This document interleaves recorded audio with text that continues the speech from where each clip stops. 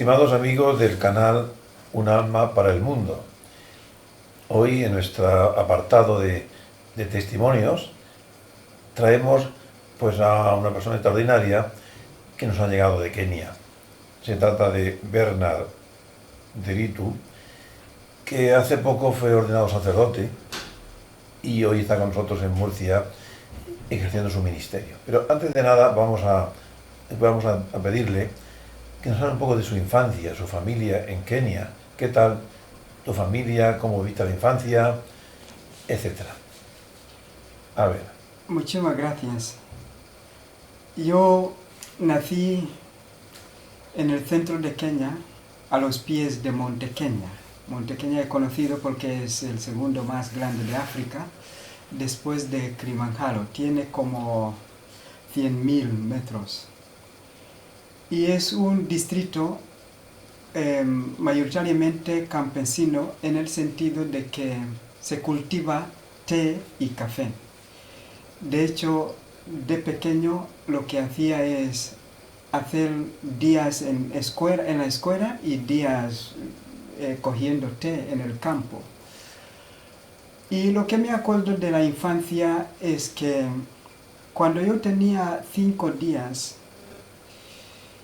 mis padres se separaron y yo era el tercero de esa familia, y tanto mi padre como mi madre se fueron a formar otras familias, y los primeros 3 de esa familia primera se quedaron con mi abuela materna.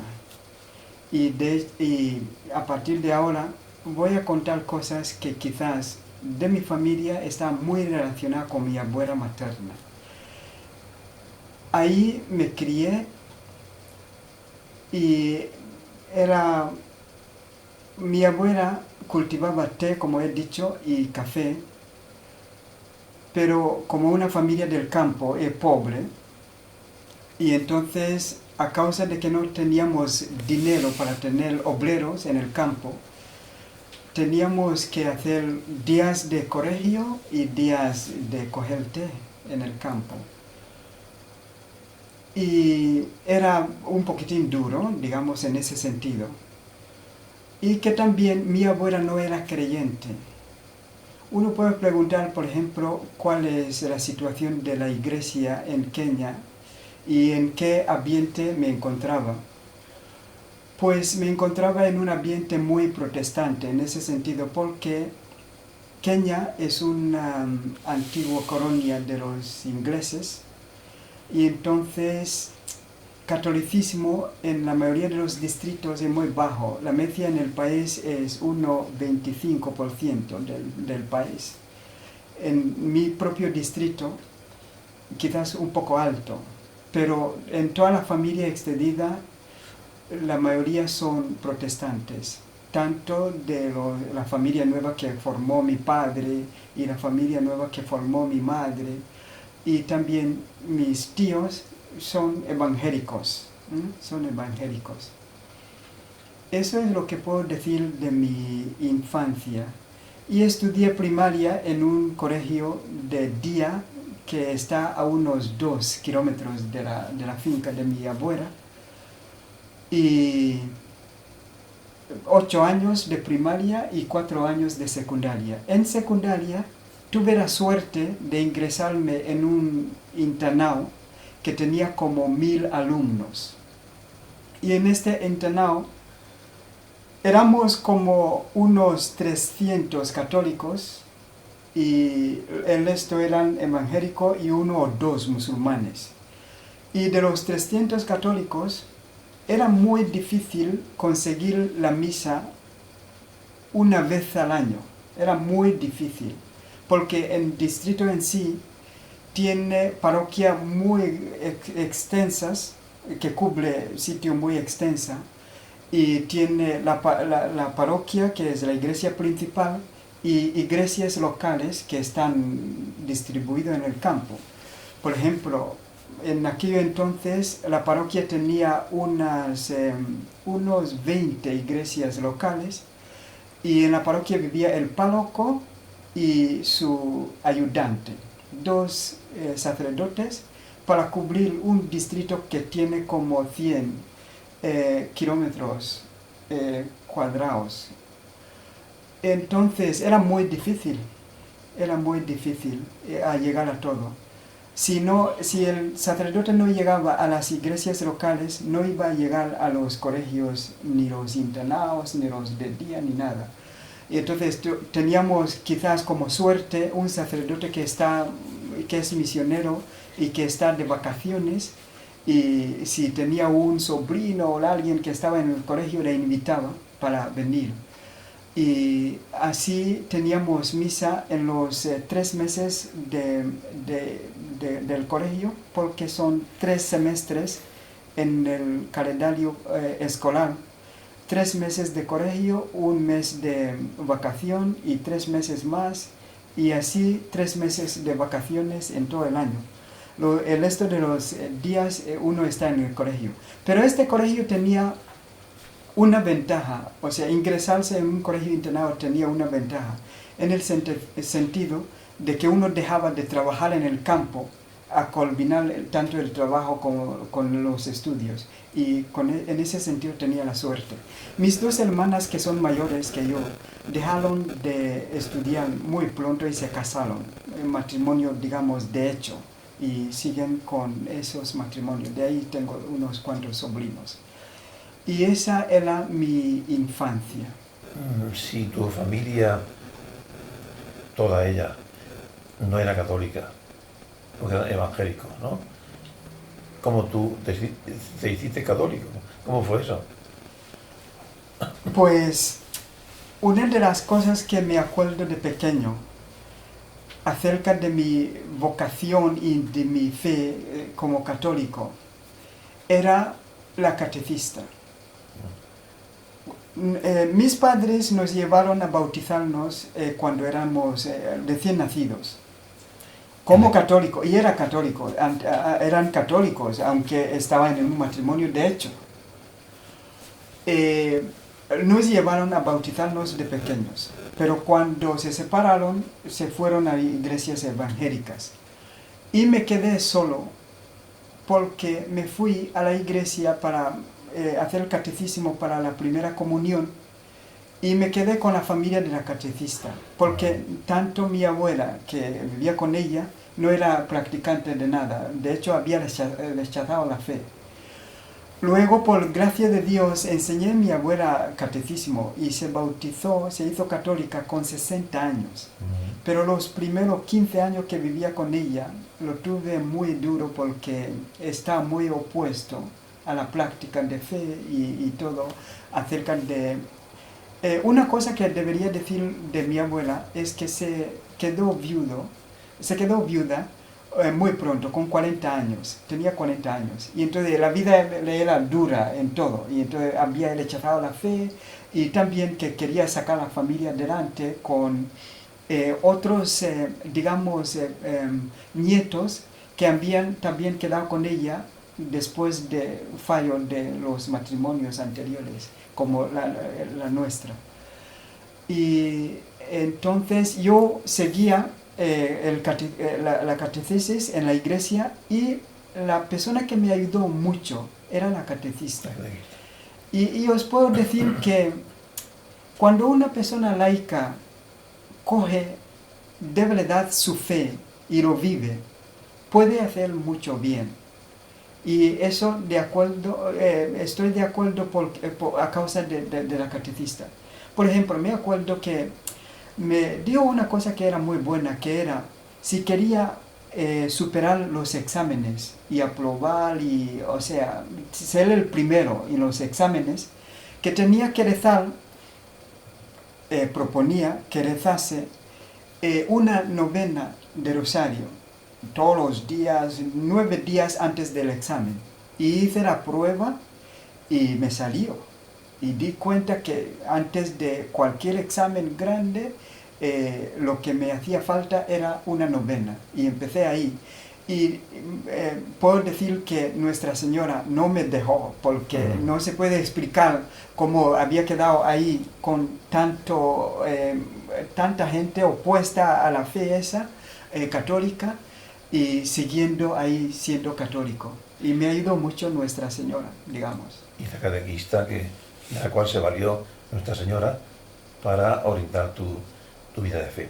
Bueno, entonces terminan los estudios primarios, etcétera, y después vienen los estudios superiores. ¿Cómo fue eso? Puedo decir que cuando estábamos en secundaria, ahí había dos grupos grandes en el internado donde hay 1000 alumnos.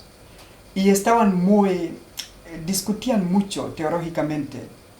¿Por qué rezáis a María? ¿Por qué confesáis a alguien y no directamente a Dios? Y los católicos tenían que enfrentar con esto y buscar respuestas, aunque no tenían ni libros ni nada, ni nadie que nos ayude en eso.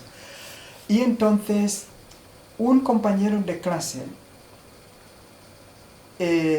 tenía un tío que era sacerdote y ahora es el obispo de un diócesis que se llama Marsabit en Kenia, que está al noroeste de Kenia, que se llama obispo Peter Kihara.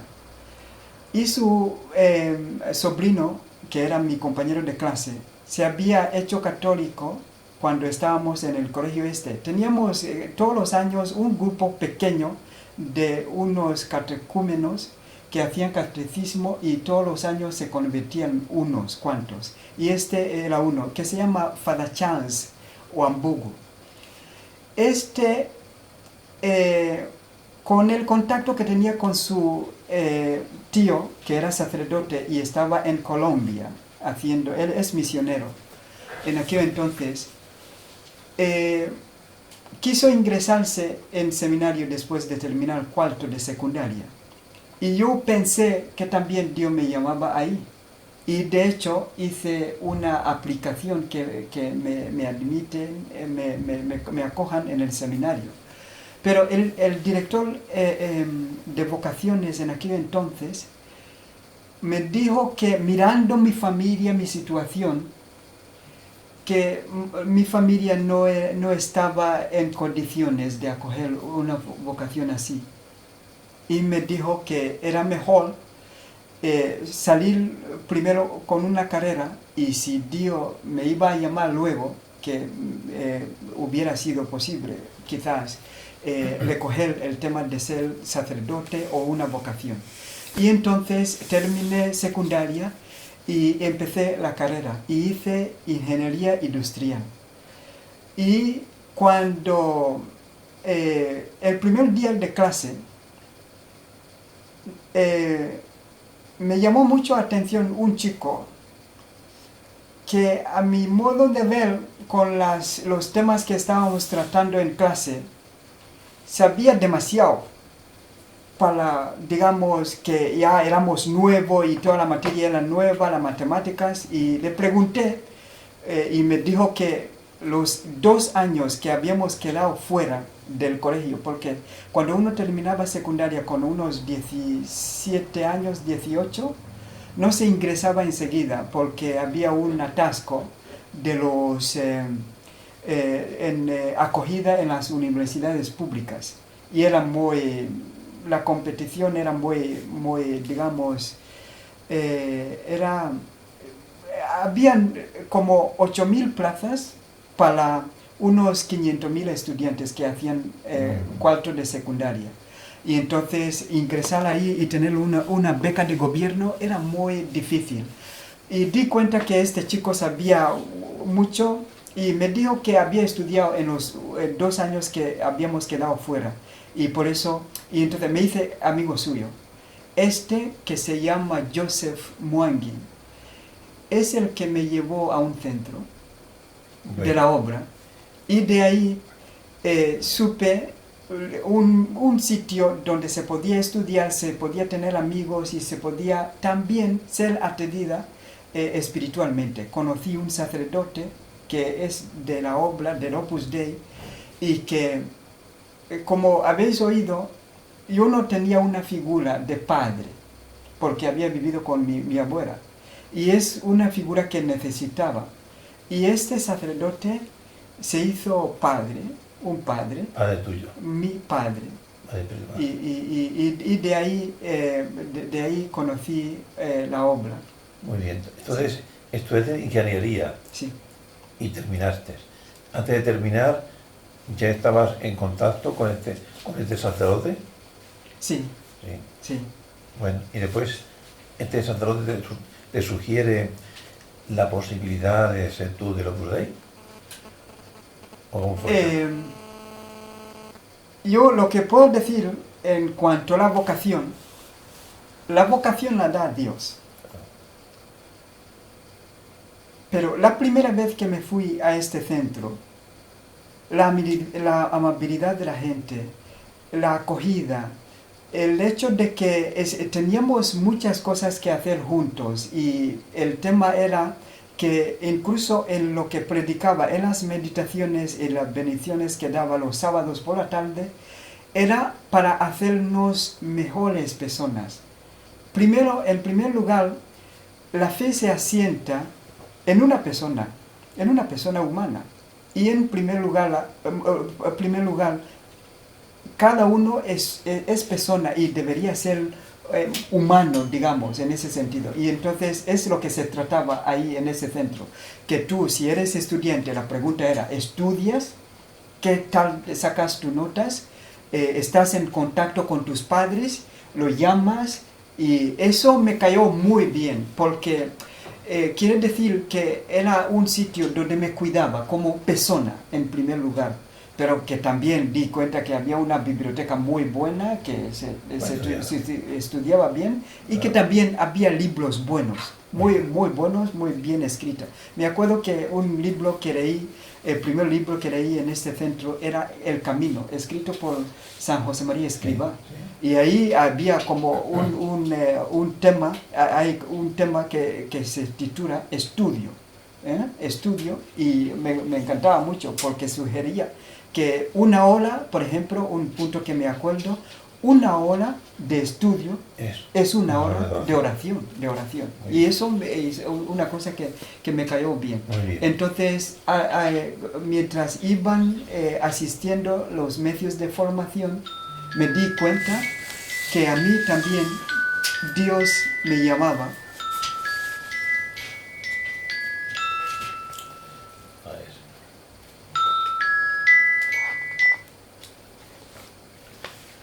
Bueno, me di cuenta a propósito que Dios estamos hablando de vocación, ha sonado el teléfono, Dios llama, no a través del móvil, pero sí nos llama directamente al alma. Y a veces, bueno, a veces lo apagamos y no escuchamos a que nos llama. Pero bueno, vamos a ver, ¿por qué sacerdote? ¿Por qué sacerdote? ¿Qué te movió a ti a ser sacerdote? Pues es una historia buena. Yo cuando me ingresé en la universidad lo tenía claro que me habían casi, digamos, en ese sentido, había pensado que me habían rechazado como sacerdote, las posibilidades de ser sacerdote. Y entonces cuando me ingresé en la universidad, yo tenía las ideas claras, que voy a salir aquí con una novia y voy a casarme. Y eso es lo que tenía en la cabeza.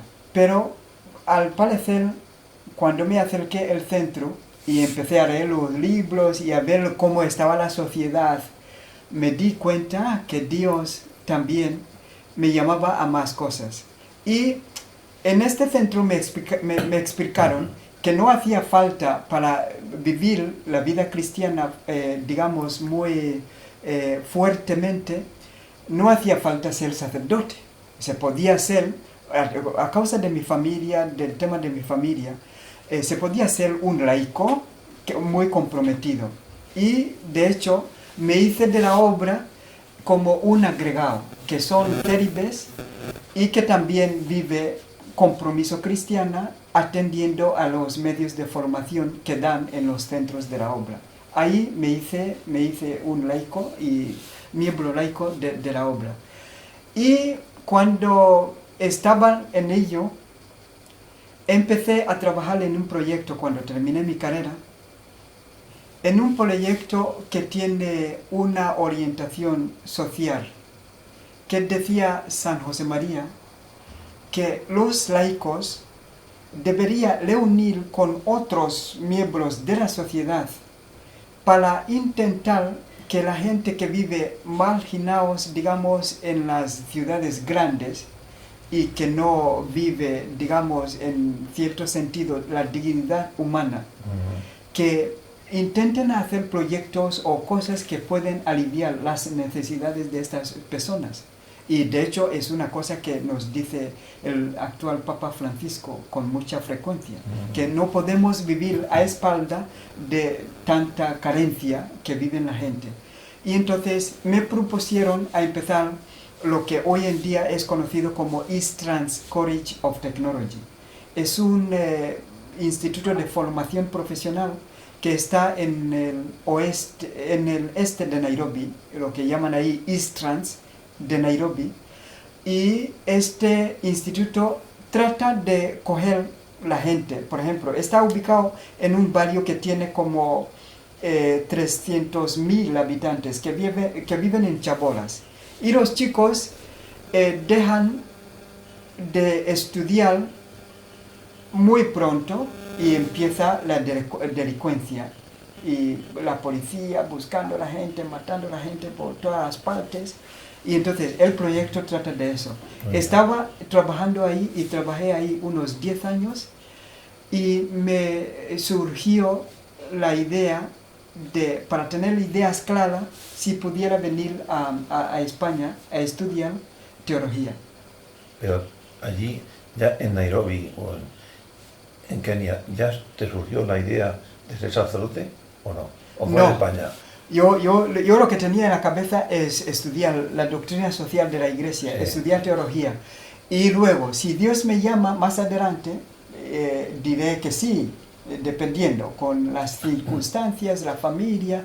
Y de hecho he estudiado los últimos 6 años en Pamplona, teología, y cuando estaba en ello, la obra, el prelado del Opus Dei me preguntó si estaba disponible y estaba dispuesto a ordenarme sacerdote.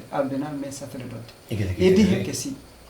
Dije que sí. Y debo decir en este momento que ya vi viniendo lo que ya había surgido 20 años antes, cuando había preguntado al aquello director de vocaciones si podía ingresarme como un sacerdote. Pero que también los 20 años que han pasado antes de la ordenación son años de madurez. Han sido años también de trabajo, como laico. Como laico comprometido, estaba dispuesto, porque estaba, como en la Iglesia Católica, el celibato es una cosa necesaria para ser ordenado sacerdote. Ya estaba dispuesto en ese sentido. Y doy gracias a Dios porque he tenido mucha experiencia ahí, que también me ha ayudado mucho y me ayuda mucho ahora en mi trabajo como sacerdote.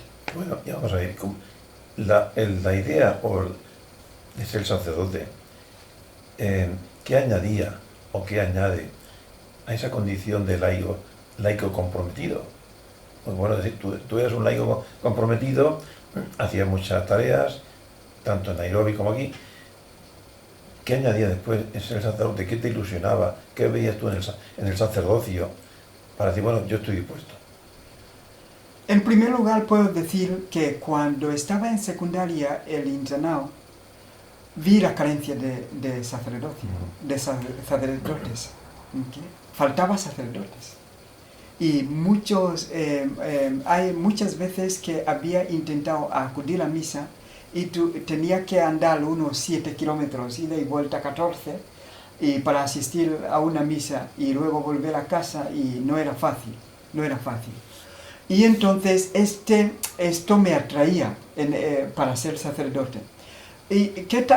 Pero que también sabemos que la condición base de un cristiano bautizado es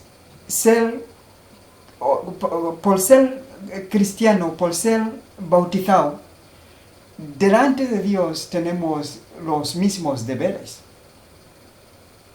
Hacer la oración, amar a Dios e intentar que su reino se extienda por todo el mundo.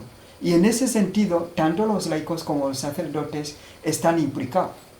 Pero digamos que cuando Dios elige unos que sean sacerdotes, entonces le añade el sacramento de orden, y que el sacerdote puede celebrar la misa y también escuchar confesiones, que hace falta ese aspecto. Porque cuando yo era laico, digamos, daba charlas sobre cómo vivir bien cristianamente, pero llega un momento cuando uno laico ya no puede dar más pasos, que es confesar la persona o celebrar la misa. Claro. Y entonces, en ese sentido, hace falta sacerdotes también. Muy bien, vamos a ver, entonces te preparas, te ordenas sacerdote, ¿y tu familia qué dice?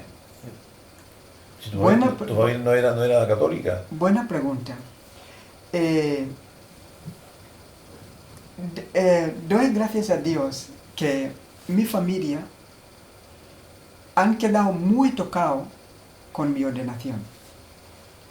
En primer lugar, cuando anuncié que me iba a ser ordenado, había ya dicho algo a mis hermanos.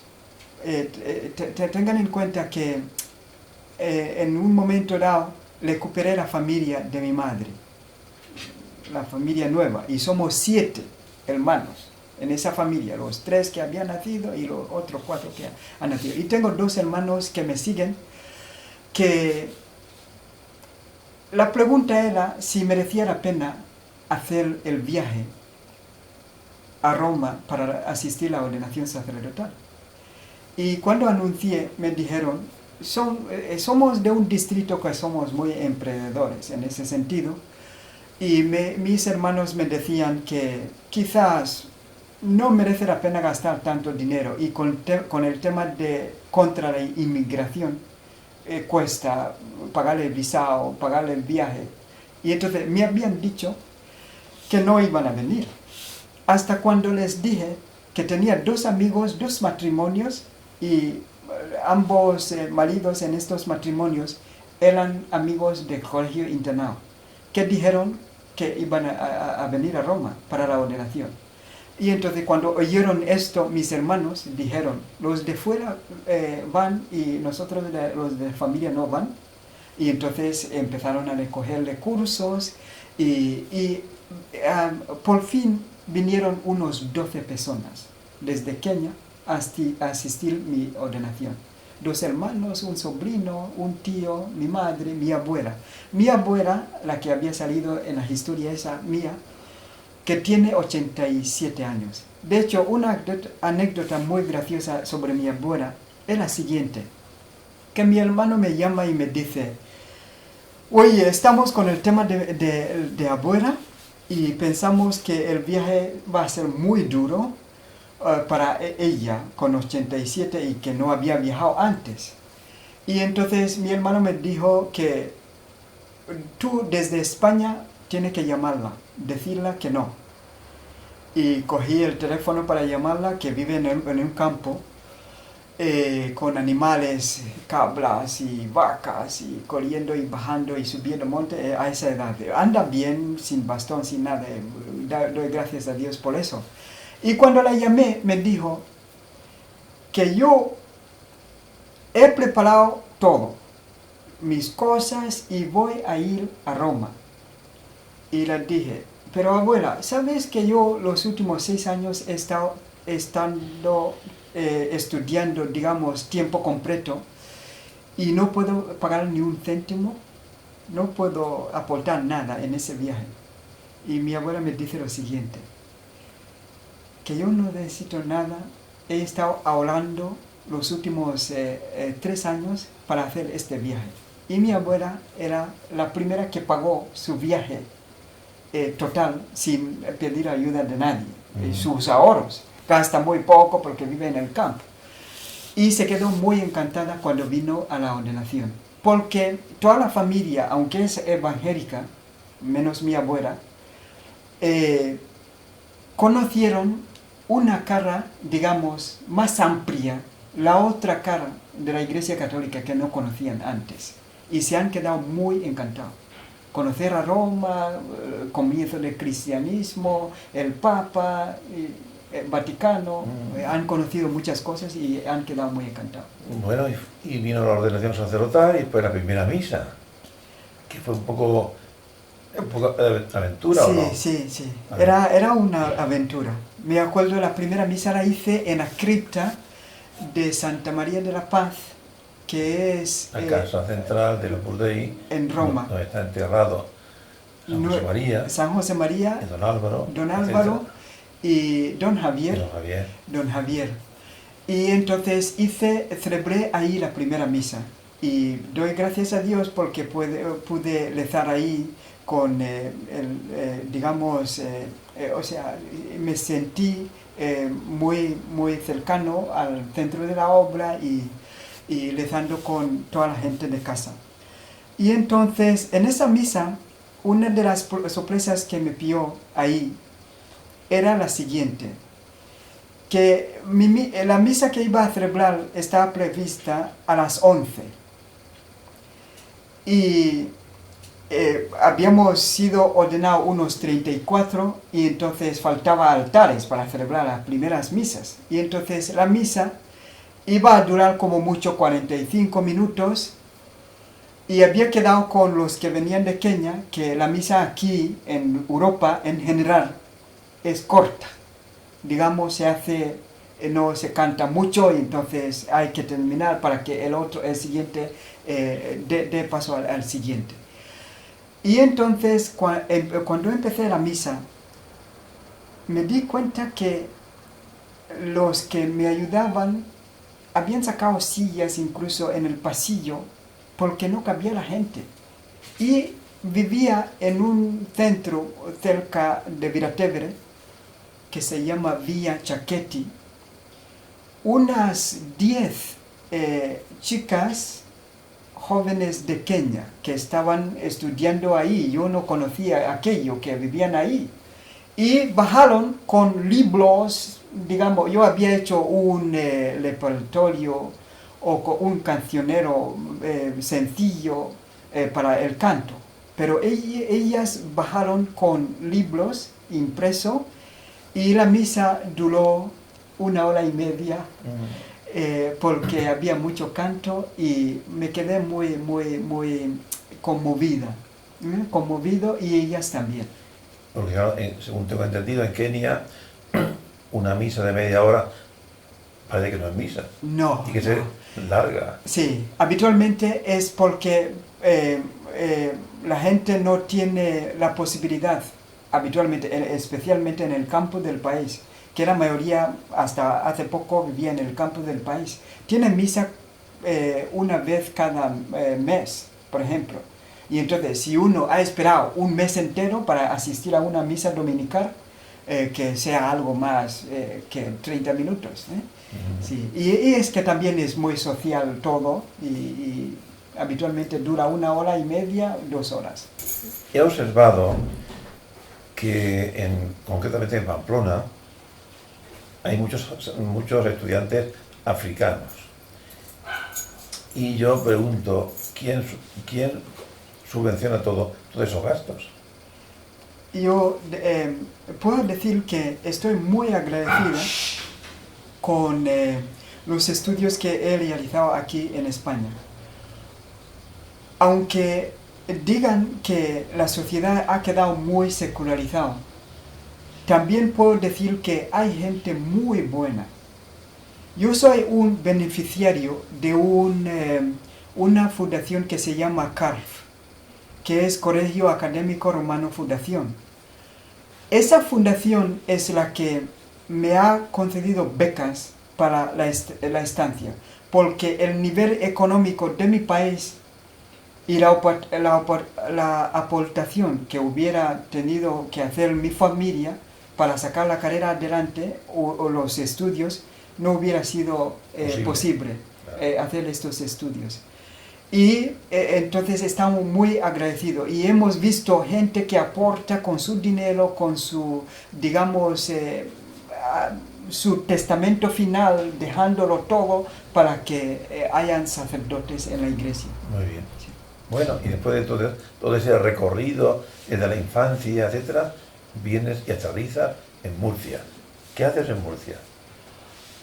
Pues yo cuando terminé los estudios, estoy todavía con el tema de la tesis que lo voy a defender Dios mediante en septiembre, octubre, cuando me concedan el plazo.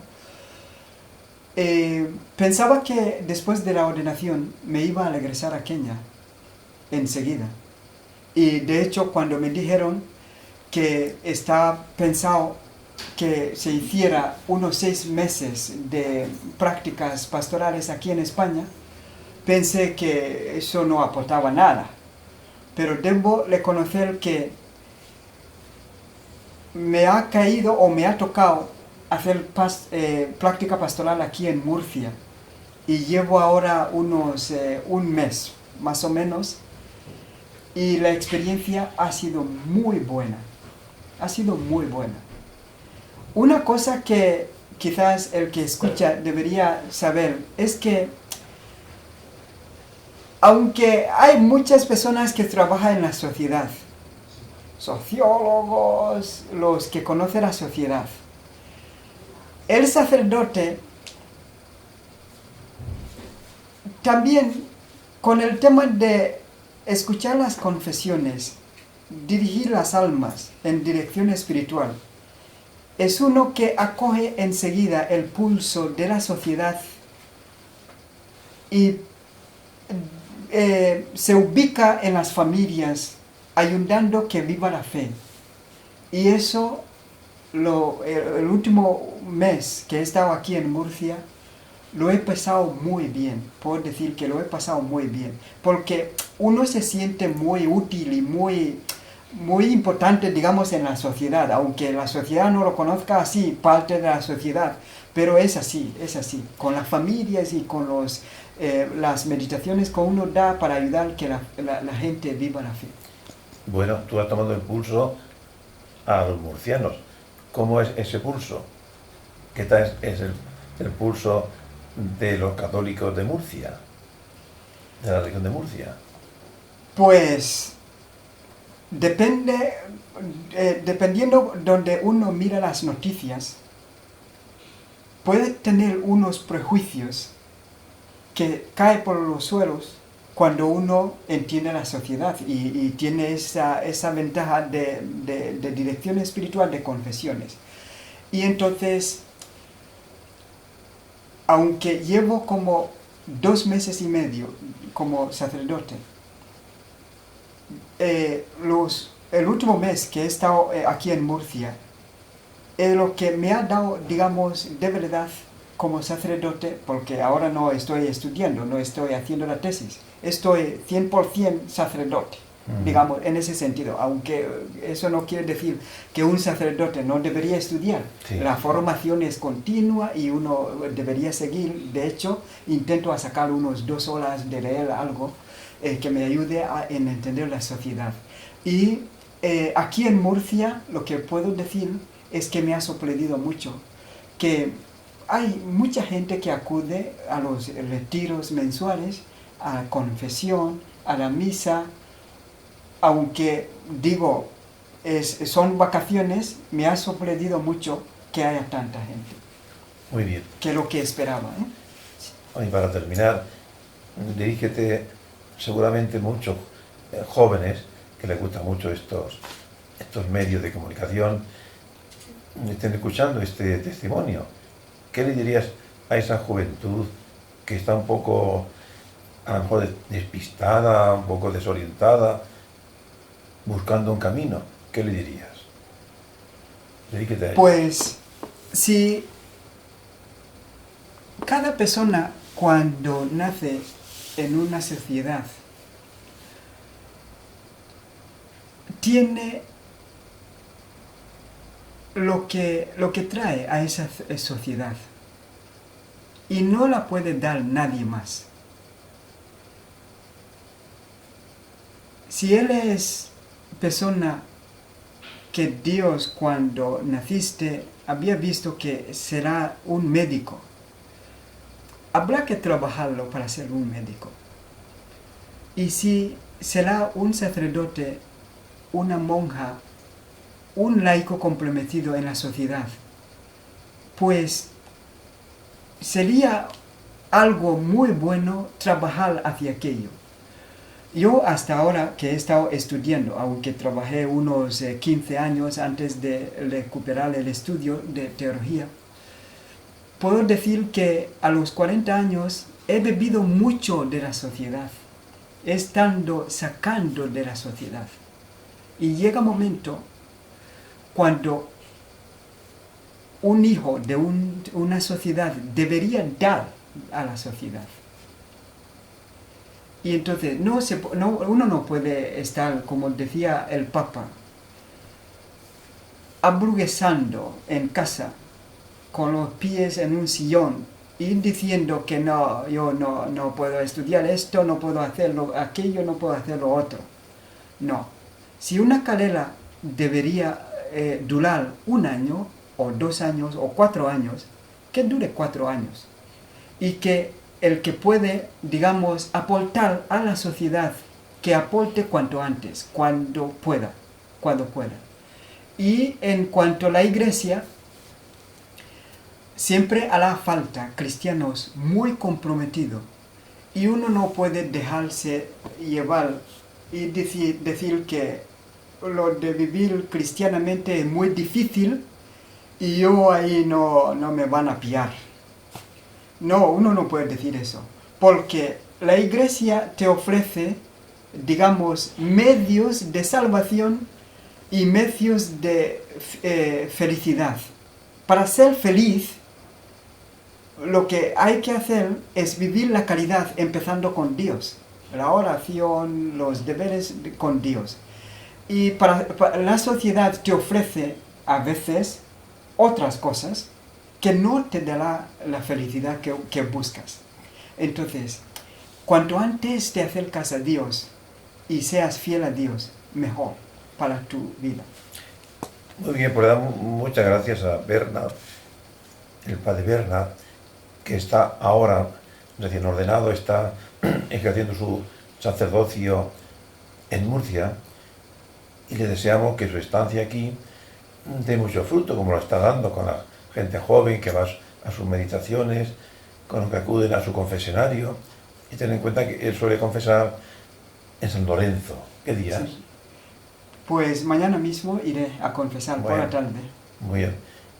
¿Y los jóvenes tienen meditación? Sí, también doy meditación en un club juvenil que se llama Ribera. ¿Qué días? Y hoy me toca los miércoles a las 8 de la tarde. A las 8 de la tarde. Muy y bien. También a veces digo misa en los pasos de Santiago. En Murcia. Bueno. En Murcia. Pues Voy así pagando fuegos donde el sacerdote no está y también haciendo prácticas. Como hay muchos incendios, hay que ir apagando fuegos. Sí. Bien, porque el Señor te ayude a seguir siendo ese bombero espiritual que apaga fuegos allí donde surgen. Y nada más, gracias por tu colaboración en este canal de Un Alma para el Mundo. Muchas gracias. Muchas gracias, don Juan.